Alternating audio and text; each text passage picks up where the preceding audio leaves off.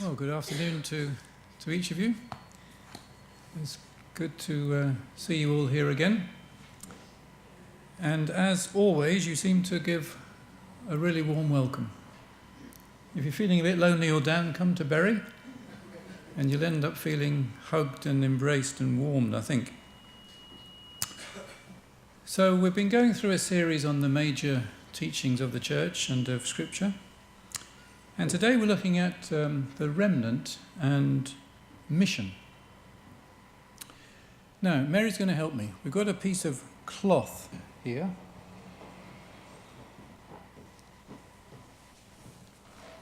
So let's see this cloth as representing a group of people who loved God supremely. They were around just after Christ was on earth. And we called them the early church. Last week in the Sabbath school lesson, we looked at Acts chapter 2. So these were people, and this cloth is representing them, that really understood the truth about God. They lived out the truth in their day-to-day lives. They loved each other. They looked after each other. They had absolute respect for God. So if God said something, they believed it. And they did what was asked of them. There was no wavering in them at all. They were devoted to God in every way. Now, if we were to cut off a small piece of this cloth, which Mary's going to do in a moment, we would call it a remnant.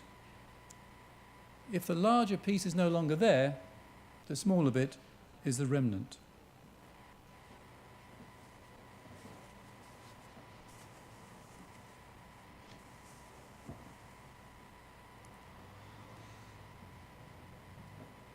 So our focus today is on us as a worldwide church that we sometimes refer to as the remnant. And the idea is that something larger has disappeared. I'm going to explain about this large piece of cloth, or the early church in its early state, really what happened to it. So here is a brief overview of a few hundred years. I'm going to state the problem first, the bad news, followed by the solution, the good news. First of all, the problem. A few weeks ago, I spoke about that early ideal church in Acts 2. You may remember this was a caring, sharing, loving, praying group, just after the time of Christ. But of course, since then, things haven't been so great. The church went down very quickly, and by and large became formal, corrupt, had false teaching mixed in with the true. And I'm talking here, you go way back to like the 2nd century AD, coming right through to the 1500s, a long time. And some key problems were the infallibility of the church and its head. They essentially denied the fact that everybody can make a mistake, and far too much power was given to the supreme leader of the church. The eclipse of Christ's high priestly ministry. We know that at the moment Christ is in heaven ministering for us. And that was pretty much done away with. And then tied in with that idea was the concept that human beings, priests, had the power to forgive. They came between man and God. The meritorious nature of good works. The belief was that people could be right with God by doing good things. And along with this came the whole concept of indulgences and penance. A priest, for instance, if someone came to a priest and said they'd done wrong, then he would assign a task so they could supposedly make up for their sin. So those were some of the problems in the church through the ages. And then the Reformation came in 1517. You may remember last year we celebrated the 500th anniversary of that. And the Reformation was totally against all the bad things that had been happening. It was called it because it was a movement of reform. And it did a great deal of good. Formalism was replaced by zeal and genuine worship. Corruption went. Church leaders were mostly honest. False teachings such as the idea that you could work for your salvation, were eradicated. Martin Luther and others were used by God in amazing ways, but it ran out of energy and it didn't go far enough. Inevitably, formalism began to return and there was more truth to be discovered. And then in the early 1800s, the Adventist Church came along, and it picked up where the Reformation left off. There was great excitement over the expected return of Christ. And of course, that didn't happen. But out of that movement, biblical truths were rediscovered. And enthusiasm was evident that resulted in a group of people who were passionate about God, faith, and sharing. That was nearly 200 years ago. Now, of course, we're still here. The teachings are much the same, but inevitably, some of the enthusiasm has gone. And then coming even closer to home, what about you and I? Of course, we're all in different places with God, but I wonder if we individually could be a reflection of the larger church. Our focus may not quite be where it could be, on God, giving him total allegiance. Our priorities and our zeal could leave something to be desired. So that's an overview of the problem over the centuries. So thinking about us as a remnant, and perhaps Mary, could you just cut off that now? Thinking about us as a remnant, as a piece left over from the original. Let's turn to the book of Revelation, chapter 12. Early in the chapter, it refers to the 1260 days. And we understand these refer to 1260 years. And the time period ended in 1798. So we're talking about relatively recent times. And I'm just going to read it again. Dale read it for us earlier, but Revelation 12:17 says this. And the dragon was wroth with the woman and went to make war with the remnant of her seed, which keep the commandments of God and have the testimony of Jesus Christ. So there are a group of people early in the 19th century and beyond who are referred to as a remnant, something left over from the original. So their first characteristic is that they keep the commandments of God.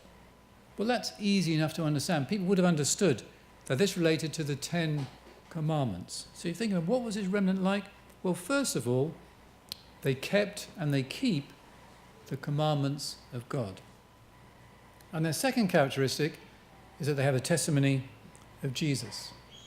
Now this one isn't quite so simple, but we are told in Revelation 19:10 that the testimony of Jesus is a spirit of prophecy. And our church has generally interpreted this to mean the remnant group will have a prophetic presence. And that is quite possible. It's a reasonable interpretation. But other interpretations include the testimony of Jesus as being the words that Christ spoke. So this group would be true to them. It could also mean this group testifies about Jesus. So it isn't entirely clear what it means, but they're all fairly similar in many ways. So if it has a prophetic presence, it has someone who's speaking for God and encouraging people to be loyal to him. If it means that they stick closely to the words of Jesus, then that's not too dissimilar.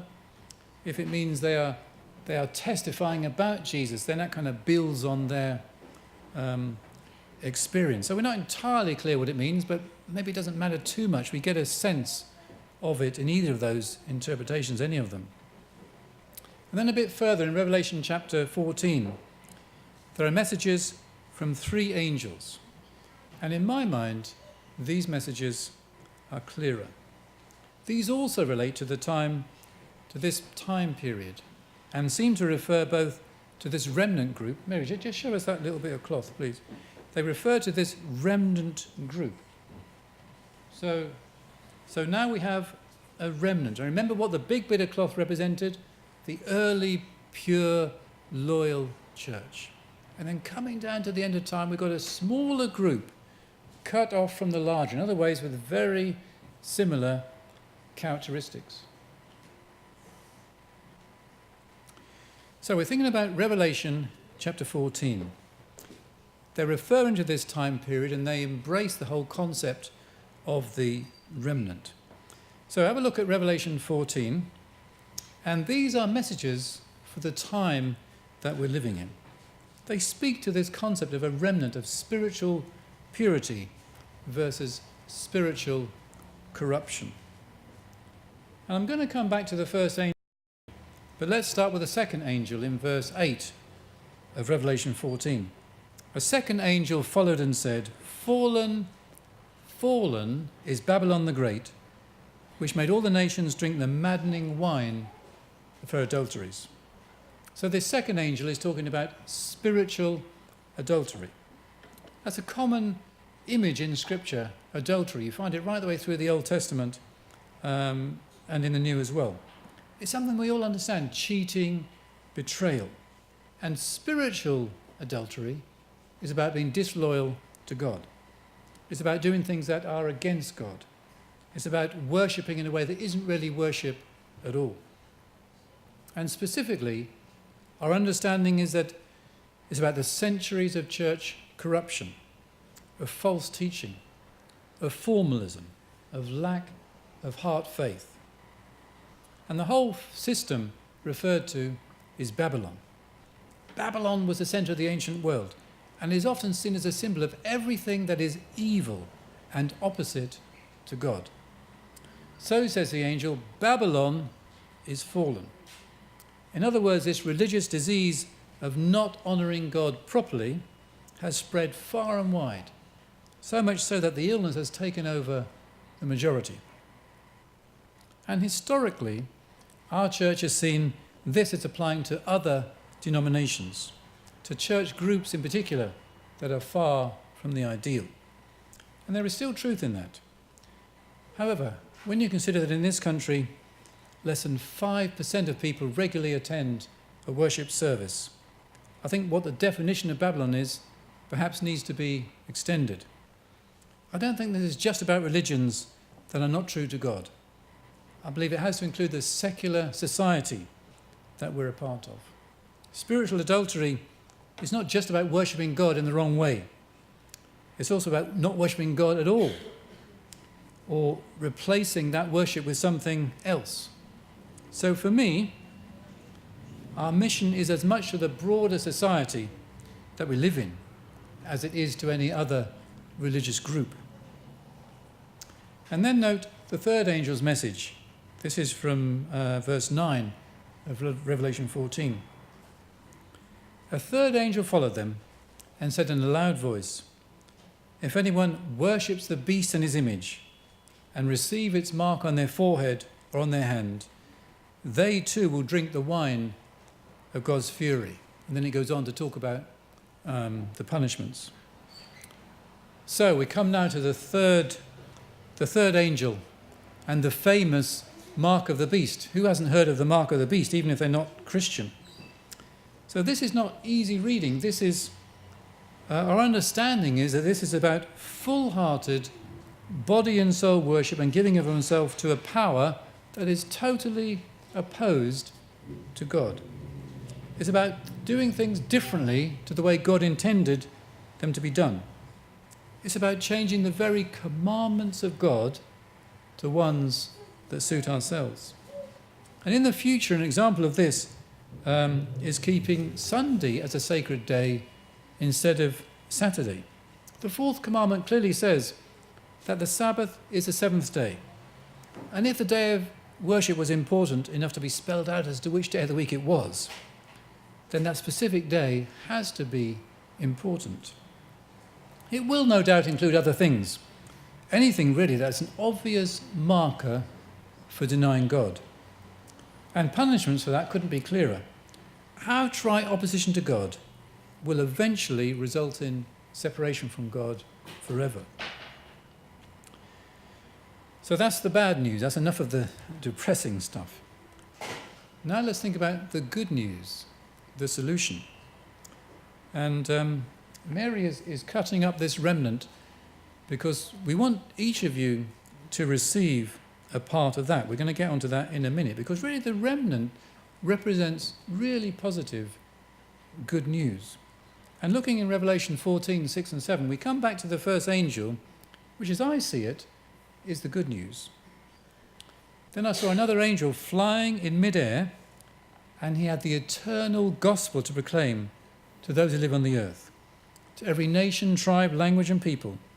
He said in a loud voice, "Fear God and give him glory, because the hour of his judgment has come.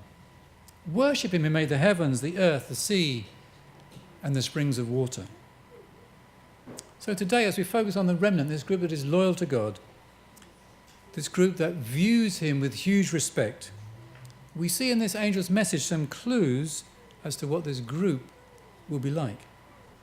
They proclaim the eternal gospel. First of all, this is about the great news of God's love. It's about his forgiveness.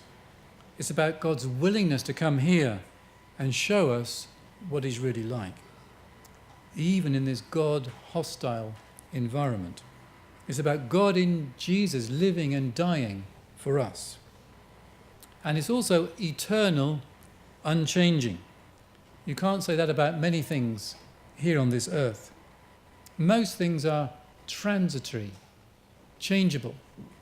Wasn't it interesting that we've been planning our outing? I think we set the date about 3 or 4 months ago for our church outing tomorrow. And this is the longest, hottest, driest summer we've had for 40 years. And tomorrow is the one day when it's going to rain. You can't predict anything, can you? Things in life are just unpredictable and changeable. But it says the gospel, by contrast, is eternal. The good news about God's love never changes. The tendency is in life in general for deterioration. I watched a TV program some years ago that attempted to show a car after 10 years, 100 years, 1,000 years, and 1,000,000 years. Of course, they were guessing, but after 1,000,000 years, there was just kind of dust on the ground. The gospel, the good news, is eternal. It won't deteriorate or decay or change. And it makes sense because the love of God, his fundamental character, never changes. That's something that will just go on in a changeable universe. It's also about righteousness by faith. The eternal gospel could never be a works-oriented message. The way to being right with God is not through our perfect behaviour, which is impossible. It's more about acknowledging our inherent badness and admiring the essential goodness that is in God. It's about looking up to that goodness and love and forgiveness that characterises God, and wishing it were ours and accepting who God is and what he's done for us. So this gospel, this good news, will be shared throughout the world. It won't be kept quiet. There will be intentionality and purpose. It specifically says it would go to all people, all races, all colours, all languages, even down to the smallest tribe. Now, our society really values diversity, difference, and laws are put in place to protect minorities. Any kind of racism is not tolerated at all. And looking at this verse, you can see God will be pleased with such an attitude. Every person is of equal worth.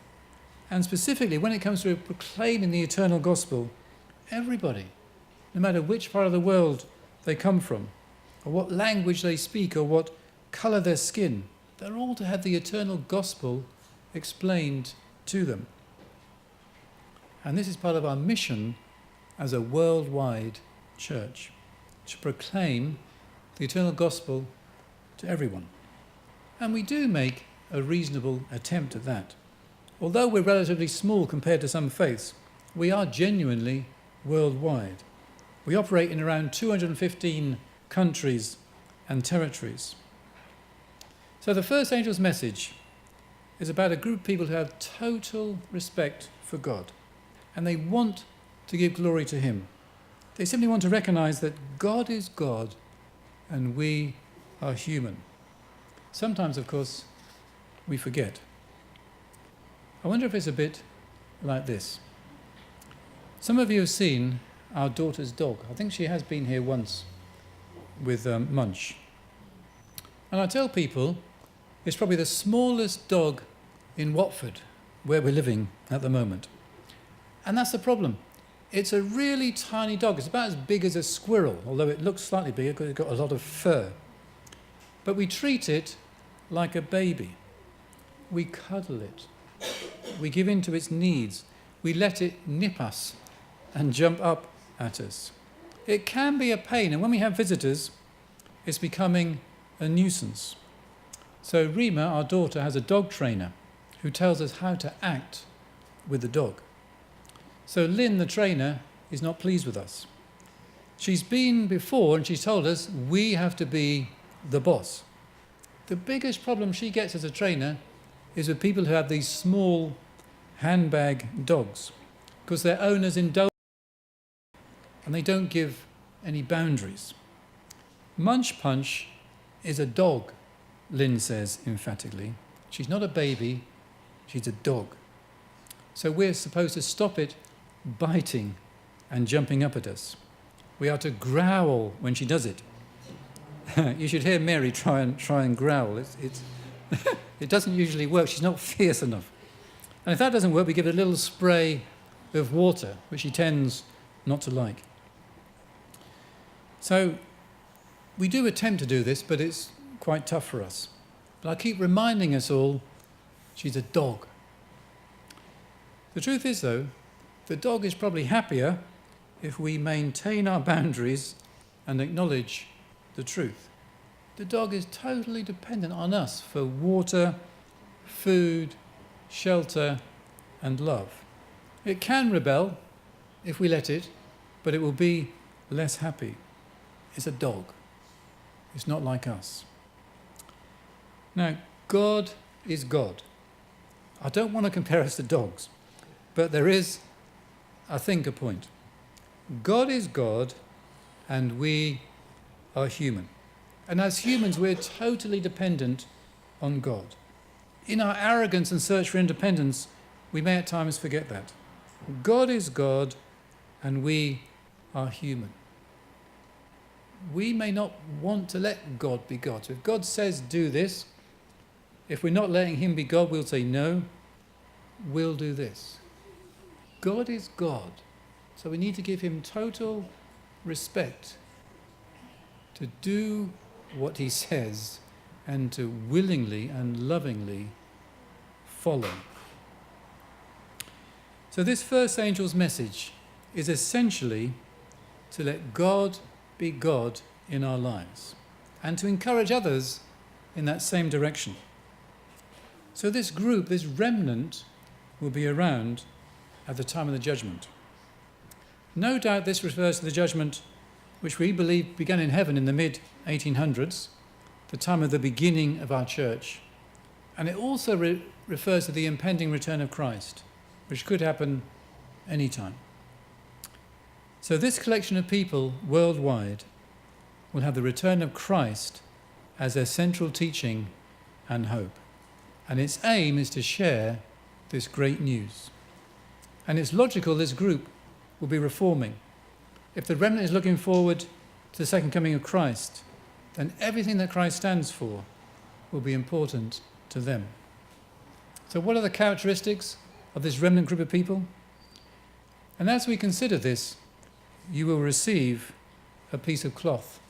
Actually, can the deacons come and help us out? Mary, can you pass it to them? We want each of you to get a piece of cloth. So the characteristics of this remnant group. Well, first of all, their attitude to truth. Jesus didn't compromise on truth. If it is written, that was good enough for him. He said he was the way, the truth, and the life. He was the truth. He lived the truth. There was no space for lies or error in the life of Christ. And that has to be our approach as well.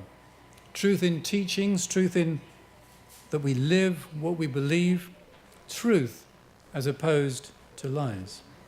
We will not be people that lie in any sphere of our lives, as truth is so important to us. So as you receive your piece of cloth, that's one thing it represents, that you are a person of truth. And then lifestyle, the way we live will reveal what is going on inside us. As a church, we insist on certain minimum ways of behaving, such as not sleeping around and not using mind-altering substances, and we recommend healthy living. Modesty in clothes is also important. And much of this is based on the idea of the body temple. God wants to live inside us. So we are to be reforming people in the way we live. So again, as you have your bit of cloth, just think, yes, this represents me as somebody that is going to be reforming in my behavior and the way I live. And then relationships with people. The way we relate to people is really important. If we are to be genuine reformers, then we will relate to people the way Jesus did, with respect, with honesty, seeking their good, not using or abusing them. Also, this small remnant will call people to genuinely worship, to adore, to give glory to the Creator God. It's not difficult to see how this concept of a Creator God does not tie in with any theory of origins that denies the literal biblical account of the beginning of our earth as being conducted a few thousand years ago, rather than billions. And it was done over 6 24-hour consecutive days. So the remnant group has to be creationist. They acknowledge God as supreme creator. The remnant group has to be Sabbath keeping. That day goes right back to creation week. The self-existent one says we are to keep it. So if that's what God says, then we're to keep it. The remnant group will be an eternal gospel, good news proclaiming bunch of people. The great news is God accepts and forgives. The remnant group will embrace certain key scriptural teachings, such as the fact that the dead are sleeping, waiting for a resurrection. One of the alternate views that the dead are immortal and in some disembodied spirit form is seeking to raise us up to God's level of inherent immortality. The remnant group will be living healthfully, taking care of their bodies, not abusing them, because God intended us to live that way. And not doing so just brings God down and disrespects him. The remnant will live a certain way. The remnant has a task to do. As we close, just consider this task, this mission. Our mission as a church is to live out the concept of this material, is to live it out. The original God-honouring, God-respecting, teachable, responsive people. And now there are specifics involved in that, such as living by the laws, values and principles that he's given. And I've mentioned some of those. Our mission as a remnant group is to live for the return of Christ. Our mission is to be a reforming movement, reforming in beliefs and lifestyle. And our mission is to share with people around us, whether they're part of other faiths, other Christian groups, or no faith. Now that may all be well and good, this sort of reiteration of our fundamental remnant concept and mission. And you can go away saying, yes, true, that's what our church is here for. But the truth is, we all make up the church. One danger is that we leave this whole idea for the larger church to organise. How about you and me? Today, tomorrow, next week at work, in our homes, in our community. The real task we have is how to live out that remnant and mission concept every day. We each have to figure that out for ourselves as to how we actually relate it to our lives. For now, a good place to start or continue with is to live faithfully as not just a remnant church, but as remnant individuals. So take your piece of remnant cloth, pray over it today and in the foreseeable future, and use it as a reminder as to how you choose to live your life each day. Amen.